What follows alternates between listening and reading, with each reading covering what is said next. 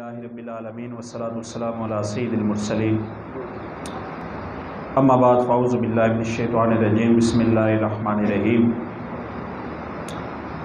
लक़द काना लकुम फ़ी रसूलिल्लाहि उस्वतुन हसना सदक़ल्लाहुल अज़ीम व सदक़ रसूलुहुन नबियुल करीमुल अमीन व नहनु अला ज़ालिका लमिनश शाहिदीन वश्शाकिरीन वल्हम्दुलिल्लाहि रब्बिल आलमीन इन्नल्लाहा व मलाइकतहु युसल्लूना अलन नबी या अय्युहल्लज़ीना आमनू सल्लू अलैहि व सल्लिमू तस्लीमा। बावाज़ बुलंद दुरूद पाक अस्सलातु वस्सलामु अलैका या रसूलल्लाह व अला आलिका व सहाबिका या हबीबल्लाह। अस्सलातु वस्सलामु अलैका या रहमतल लिल आलमीन व अला आलिका व सहाबिका या शफ़ीअल मुज़निबीन। सलातम व सलामन अलैका या सय्यदी या मक्की या मदनी या अरबी या क़ुरैशी या हाशिमी या मुत्तलिबी या रसूलल्लाह। अल्लाह तबारक व तआला अज़्ज़ा इस्मुहु जल्ला जलालुहु व अतम्मा बुरहानुहु व आदम शानुहु की हम्दो सना और उसके प्यारे हबीब लबीब दुखी दिलों के तबीब अहमद मुज्तबा जनाब मोहम्मद मुस्तफ़ा सल्लल्लाहु ताला अलैहि वालिहि वसल्लम की बारगाह बेकसपना हदिया दुरूद व सलाम अर्ज़ करने के बाद इंतहाई वाजिबुल एहतराम हाज़रीन व सामीन, इसाले सवाब की ये बाबरकत और बावकार तकरीब सईद चौधरी कैसर खलील साहब उर्फ नन्ना मरहूम मगफूर के इसाले सवाब के लिए इनेकाद पज़ीर है। मैं जुमला ख़ानदान से, उनके भाइयों से,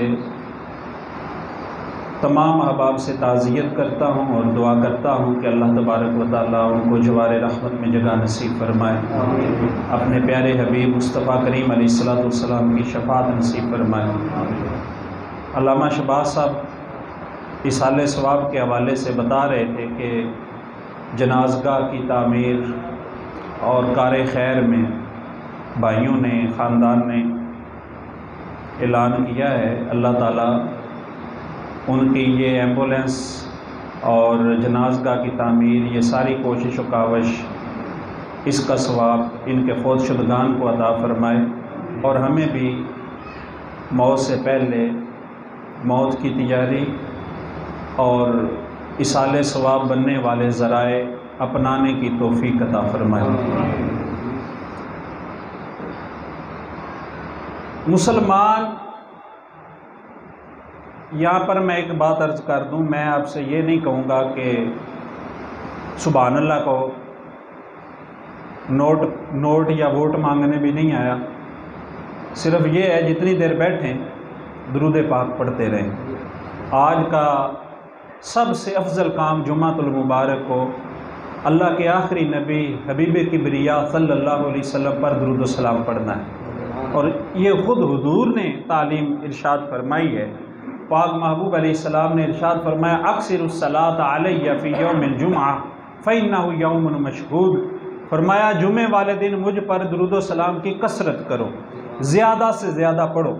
बाकी दिनों में फ़रिश्ते तुम्हारा पढ़ा हुआ दुरूद मुझ तक पहुँचाते हैं, लेकिन जो जुम्मातुल मुबारक की बाबरकत घड़ियों में पढ़ता है उसका दुरूद पाक मैं ख़ुद सुनता हूँ और सुनकर उसको रहमत आलम सल्लल्लाहु ताला अलैहि वसल्लम की जानब से जवाब भी दिया जाता है। बड़ी रहमतों वाली घड़ियां हैं, बाबरकत टाइम है। तो आप जितनी देर बैठें वक़्त तो गुज़र ही जाता है, वक़्त नेकी करके भी गुज़र जाता है, वक़्त गुनाह करके भी गुज़र जाता है, वक़्त फजूल भी गुज़र जाता है। तो बैठे तो हुए ही हैं, तो दुरूद पाक पढ़ते रहें। सल्लल्लाहु अलैहि वसल्लम, सल्लल्लाहु अला मुहम्मद, अस्सलातु वस्सलामु अलैका या रसूलल्लाह, दुरूद इब्राहिमी पढ़ लें। जिसको जो आता है, शौक़, अकीदत, मोहब्बत, प्यार होना चाहिए। तो जितनी देर बैठे रहें ज़ेर लब दुरूद पाक पढ़ते रहें। हर दुख की दवा है सल्ले अला मुहम्मद, तावीज़ हर बला है सल्ले अला मुहम्मद। ये नाम कोई काम बिगड़ने नहीं देता, बिगड़े भी बना देता है नाम मोहम्मद सल्लल्लाहु अलैहि वसल्लम। इंशाअल्लाह बिगड़े हुए संवर जाएंगे। इसका फ़ायदा आपको भी होगा और कैसर खलील की रूह को भी होगा इंशाअल्लाह ताला। इसाले सवाब के लिए बैठे हैं तो इसाले सवाब का सिलसिला ये जारी रहना चाहिए। तो आप जितनी देर बैठे रहें दरूद पाक पढ़ते रहें। यही मेरी आपसे अर्ज़ है। तो अब मैं दूसरी बात ये अर्ज़ कर दूं कि रवायती तकरीर मैं नहीं करता होता। मुझे चौधरी मुस्तनसर साहब ने, ये मेरे भाई, इन्होंने हुक्मन फरमाया, तो मैंने कुरान पढ़ा है और इंशाअल्लाह ताला कुरान और अल्लाह के महबूब का फरमान इंशाअल्लाह इसी दायरे में रहकर गुफ्तगू होगी और रस्मी और रवायती तकरीर नहीं होगी। कोशिश होगी कि वो चीज़ें जो हमारी अमली ज़िंदगी से ताल्लुक़ रखती हैं कुरान और सुन्नत की रोशनी में हमारी इस्लाह हो और इसका हमें नफ़ा हो। मुसलमान जब दुनिया में आता है तो अल्लाह ताला पाक दिल और पाक बदन और पाक पैकर देकर उसे भेजता है। सरकार दो आलम नूर मुजस्सम शफ़ी मुअज़्ज़म सल्लल्लाहु ताला अलैहि वसल्लम का इरशाद है, मा मिन मुस्लिमिन यूलदु अलल फितरा फ़अबवाहु युहव्विदानिही औ युनस्सिरानिही औ युमज्जिसानिही। फरमाया कि मुसलमान जब पैदा होता है यूलदु अलल फितरा, फितरत पर पैदा होता है, पाकीज़गी पर पैदा होता है, फिर उसका जो माहौल होता है, उसके वालिदैन होते हैं, फरमाया युहव्विदानिही और युनस्सिरानिही और युमज्जिसानिही, वो उसको यहूदी बना देते हैं या ईसाई बना देते हैं या मजूसी बना देते हैं। जब रब ने पैदा किया था तो रब ने पाक पैदा किया था और उस दिल की और उस कल्ब की अगर हिफाजत की जाती तो वो एक अल्लाह के वली का दिल था, एक गौस का दिल था, एक कुतुब का दिल था। अल्लाह ने पाक दिल देकर भेजा। आप अंदाज़ा लगाएं इस बात से कि जब बच्चा पैदा शिकमे मादर में होता है, माँ के पेट में होता है, तो उसकी ग़िज़ा और उसकी खुराक मुंह से नहीं दी जाती, नाक से दी जाती है। और दुनिया में आकर बंदा मुंह से खाता है। दुनिया में आने से पहले मुंह से नहीं खाता, नाक के जरिए खाता है। वो उलमा ने लिखा कि उसकी खुराक जो थी वो गंदा खून था। माँ के पेट में, माँ के शिकम में वो गंदा खून जो उसकी ग़िज़ा था, रब ताला ने यह भी गवारा नहीं किया कि मेरे बंदे का मुंह गंदा हो जाए, मेरे बंदे का मुंह नापाक हो जाए। तो अल्लाह ने हमें हमारे मुंह को पाक रखा और हमें पाक मुंह देकर, पाक बदन देकर पैदा किया। दुनिया में आकर हमने गंदा कर लिया। फिर अल्लाह ताला ने हमें जिस ज़मीन पर पैदा किया, रिज़्क दिया, फ़कुलू हलालन तय्यिबा, तो अल्लाह ताला ने हमें हलाल, तय्यब और पाकीज़ा खाना दिया। अच्छा, मैं अर्ज़ कर रहा था कि अल्लाह ताला ने हमें पाक बदन, पाक ज़बान के साथ पैदा किया और अल्लाह ताला ने पीने को जो पानी दिया वो भी पाक है। अल्लाह पाक का कुरान पाक में इरशाद है, अन्ज़लनस्समाअ माअन तहूरा, अल्लाह ने आसमानों से पानी को पाक करके नाज़िल किया। इमाम काज़ी सनाउल्लाह पानीपती रहमतुल्लाह अलैह तफसीरे मदरी में फरमाते हैं कि अल्लाह ने पानी को आसमान से नाज़िल किया, बारिश को आसमान से नाज़िल किया, आग को आसमान से नाज़िल किया, लोहे को आसमान से नाज़िल किया। ये ज़मीन पर 4 आसमानी चीज़ें हैं और पाक हैं। अल्लाह ताला ने इंसान को पाक माहौल में पैदा किया और सरकार दो आलम नूर मुजस्सम शफ़ी मुअज़्ज़म सल्लल्लाहु ताला अलैहि वसल्लम के ग़ुलामों पर कितना करम है कि अल्लाह ताला पाकों को ही पसंद करता है। अल्लाह पाक फरमाता है, इन्नल्लाहा युहिब्बुत तव्वाबीना व युहिब्बुल मुतताहिरीन, कि अल्लाह ताला तौबा करने वालों को और पाक रहने वालों को पसंद करता है। ये पाकी का सिलसिला अल्लाह ताला को हर शोबे में पसंद है। बंदा पाक रहे, बंदा साफ रहे। पता नहीं कब अल्लाह से मुलाकात हो जाए, पता नहीं कब अल्लाह से अचानक मौत आ जाए। ये इस तरह की जवान मौतें जो है ये दरअसल हमें झंझोड़ती हैं कि वो जाने वाला चला गया तो कब्रिस्तान ऐसे नौजवानों से भरे पड़े हैं, कब्रिस्तान ऐसे नौजवानों से भरे पड़े हैं जो समझते थे कि मौत तो बूढ़ों को आनी है। हमारे पीर साहब फरमाते हैं, जवानी में अगर कफन पहना जा सकता है ना तो जवानी में नमाजें भी पढ़ी जा सकती हैं, जवानी में नेकियां भी की जा सकती हैं, दाढ़ी भी रखी जा सकती है। हम बहुत सारे काम नेकी वाले नहीं करते, कि बूढ़े होकर करेंगे तो मौत का क्या पता, क्या जवानों को मौत नहीं आती, जवान कफन नहीं पहनते। तो ये पाक रहना और अल्लाह से पाक मिलना अल्लाह को बड़ा पसंद है। अब मैं जो अमली जिंदगी से मुताल्लिक बात करने जा रहा हूं वो है कि हम जिस जगह पर बैठे हैं, आपने देखा होगा ये जगह साफ सुथरी है, और घर वालों को पता था कि आज इस जगह पर महफिल होनी है, ख़त्म शरीफ होना है, तो उन्होंने इसकी सफाई करवाई, फिर इसके ऊपर साफ सुथरे कालीन बिछाए। तो इस घर को सफाई की जरूरत पड़ गई और सफाई की गई, और हमारे घरों में भी सफाई होती है। क्यों जी, घरों में सफाई होती है ना। बल्कि मैं इससे बड़ा जुमला बोल दूं तो मस्जिद की भी सफाई होती है, जो अल्लाह का घर है, मस्जिद की भी सफाई होती है। बल्कि इससे बड़ा जुमला बोलूं तो बैतुल्लाह की भी सफाई होती है, हरम काबा की भी सफाई होती है। हालांकि अल्लाह का घर है, वहां पे अनवार तजल्लियात, हदीस पाक में आता है, हर वक्त रहमतों की बारिश हो रही है।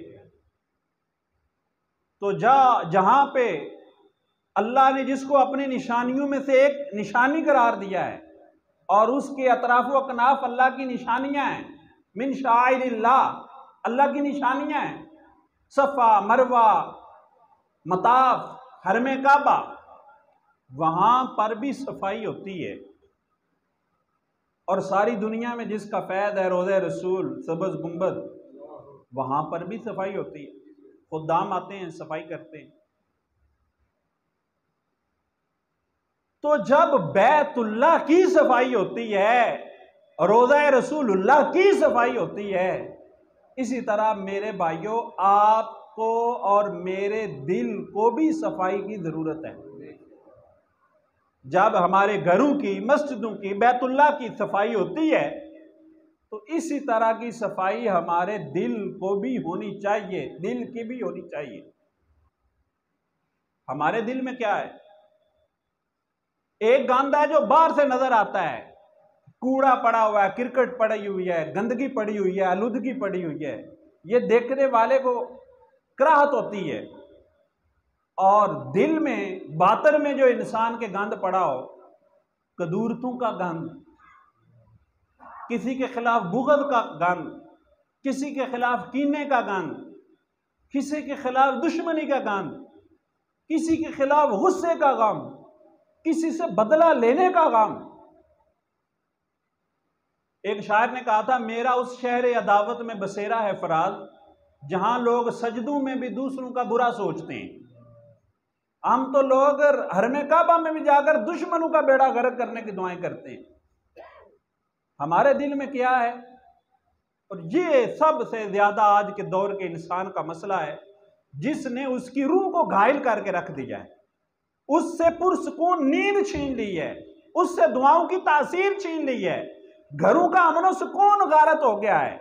इंसान के पास दौलत है, आसाइशें हैं, पैसा है, उसकी रूह को सुकून नहीं है। क्यों? कि रूह को गंदा तो हमने कर रखा है। और लड़ाई भी कोई बड़ी बात नहीं है, कई घरां विचों इस वजह से लड़ाई है। आपको हैरानगी होगी कि असी उन्हां दे घर गए सी ते उन्हां सानू स्टील के गिलासां विच पानी दिता ते असां उन्हां नूं शीशे के गिलासां विच पानी दिता सी। हमारी इज्जत नहीं की, इस वजह से नाराजगी हो गई है कि उन्हां सानू स्टील के गिलासां विच पानी पियाया, असां उन्हां नूं शीशे के गिलासां विच पानी पियाया सी। असां उन्हां नूं सन टबरी रोटी खवाई सी, उन्हां सानू एक बंदे नूं बुलाया। इस वजह से जनाब अन बन नचाकी। साडी नौं दा प्यो अज तू आया, उमरे तो आया कि साडे वास्ते कोई तोहफे नहीं साडे शाने च लियाया, 2 खजूरां ते निक्की जी बोतल पानी दी दे दी। इस वजह से लड़ाई। यार ये कोई बातें लड़ने वाली? छोटी छोटी बातों पे हमारी साल आ साल जिंदगी मोहब्बत से, प्यार से भी गुजारी जाए तो बड़ी थोड़ी है, और हम लोग नफरतों के लिए इतना टाइम निकालते हैं कि साल हा साल और दुश्मनियों की नजर आने वाली नस्लें भी हो जाती हैं। मेरे साथ एक सैयद साहब पढ़ते थे, हजरत इमाम हसन मुजतबा की औलाद में से थे, हसनी सैयद थे।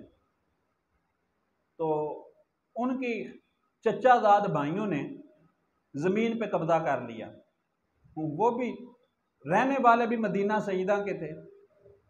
तो सैयद साहब कहते हैं कि मेरे जी में आया मैं कलेशनकोफ उठाऊं और चचा दाद भाइयों को भून के रख दूं। बच्चा जब पैदा होता है तो पाक होता है, मोहब्बत वाला होता है, इनोसेंस, उसके अंदर मासूमियत होती है। ये नफरत के सॉफ्टवेयर हम इंस्टॉल करते हैं कि पुत्र है तेरियां फुफियां चुड़ेला ने, माएँ समझाती हैं पुत्र तेरियां फुफियां डैना ने, प्यो नाल लड़ा दिया ने, दादी तेरी डैन है। ये माएँ नफरतें डालती हैं या बाप डालता है, हम लोग नफरतें डालते हैं, बच्चे को तो नहीं पता होता।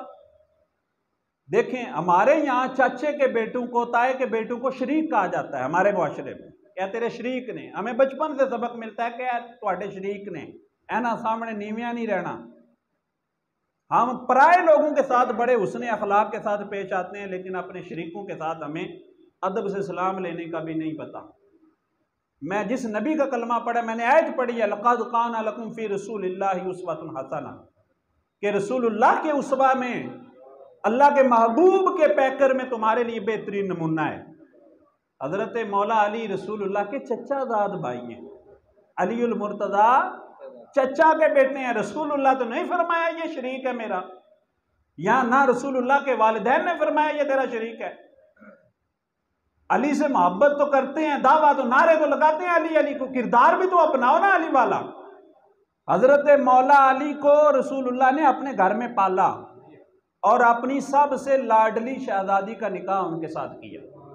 तालीम तरबियत का सारा एहतमाम अल्लाह के महबूब ने अपने हाथों से किया और उनके निकाह में अपनी सबसे प्यारी बेटी अता फरमाई। जिस नबी का कलमा पढ़ा है उनका किरदार तो ये है, और हमारा किरदार क्या है? हम दुश्मनियां पालें, हम लड़ाइयां लड़ें।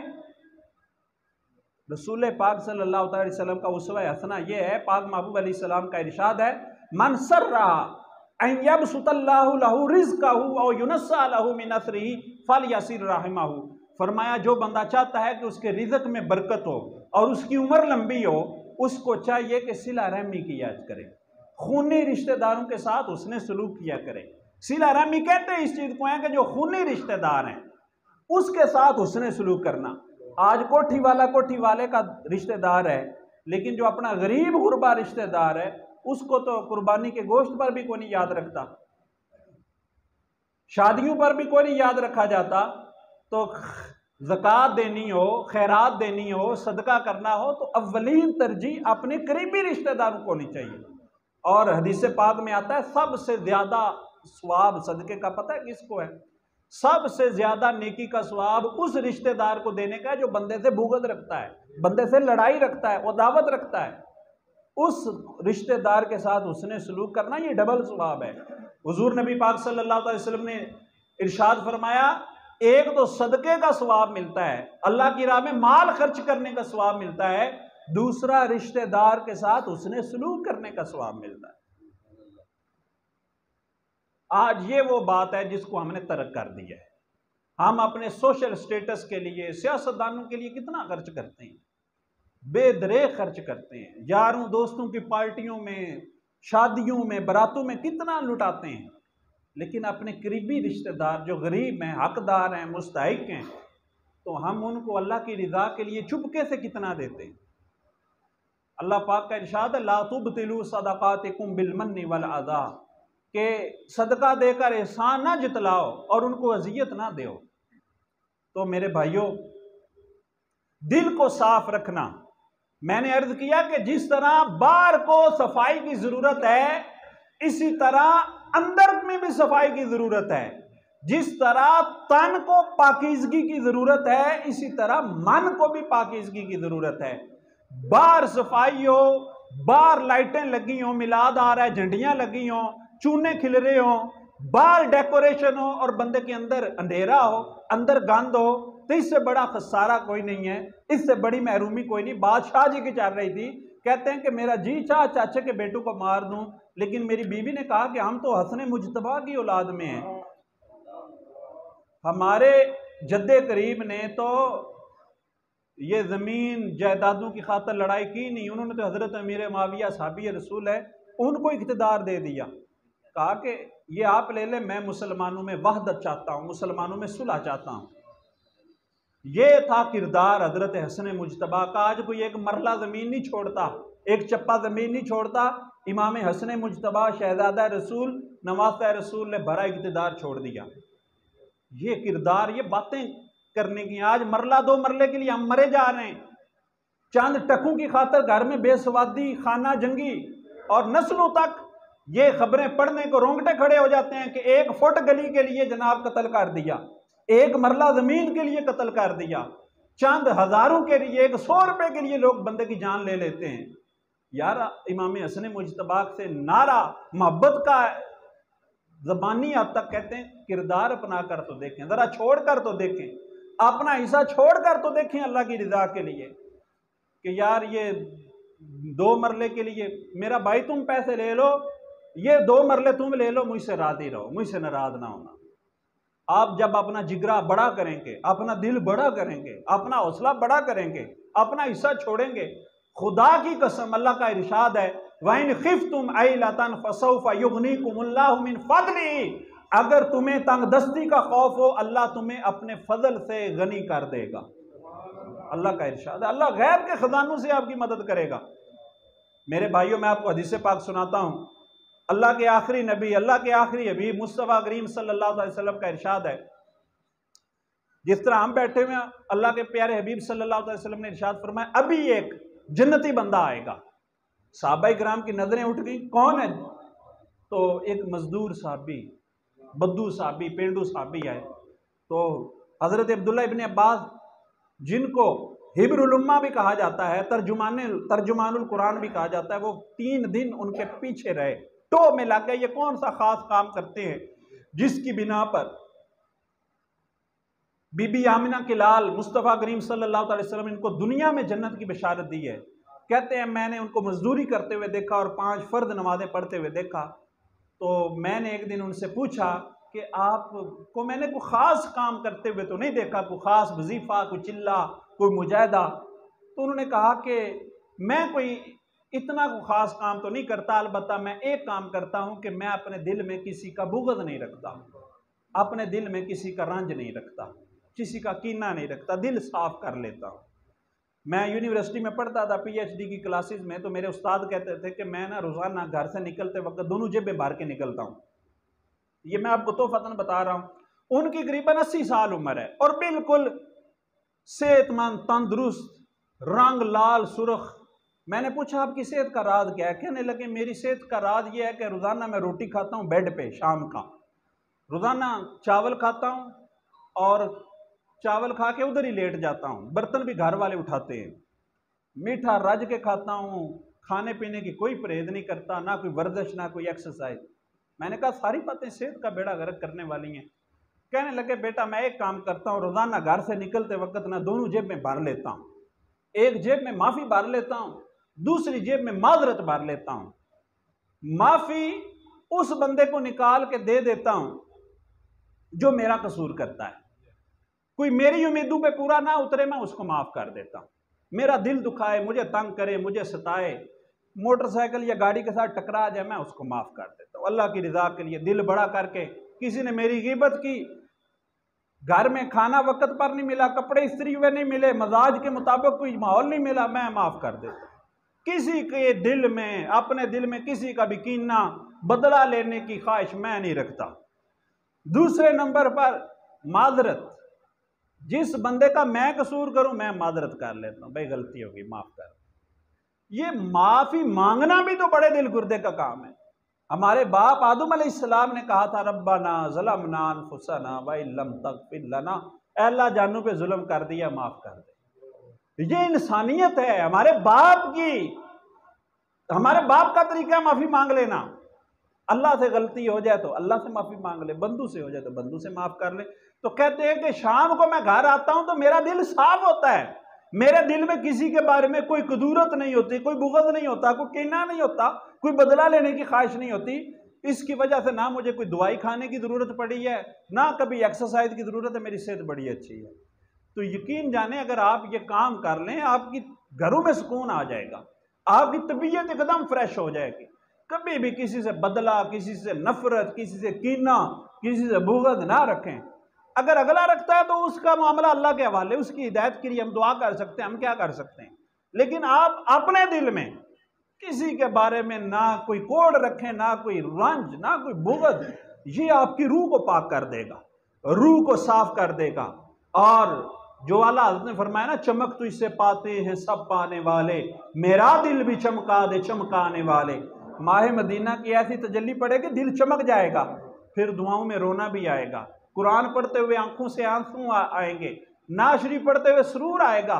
जब हम नो टेंशन नो प्रॉब्लम इंसान बन जाएंगे कि हमारी तरफ से किसी को कोई प्रॉब्लम नहीं, किसी को टेंशन नहीं, कोई परेशानी नहीं, तो इंशाअल्लाह ताला आखिरी हदीस पाक अर्ज करके ख़त्म कर रहा हूँ, टाइम हो चुका है। हज़रत अनस बिन मालिक हुजूर के पीछे बैठे हुए थे, तो पाक महबूब अलैहिस्सलाम ने फरमाया, मेरे बेटे तू सुबह इस हाल में कर, तेरे दिल में किसी के बारे में कोई रंज ना हो, तेरा दिन सीना साफ हो, और शाम इस हालत में कर कि तेरा दिल सब के लिए साफ हो। जब हम अपने दिल को साफ करना शुरू कर देंगे और बार बार साफ करेंगे, एक्सरसाइज करेंगे, कोशिश करेंगे, तो इंशाअल्लाह ताला हमारा दिल बेकीना हो जाएगा, हमारा सीना मदीना हो जाएगा।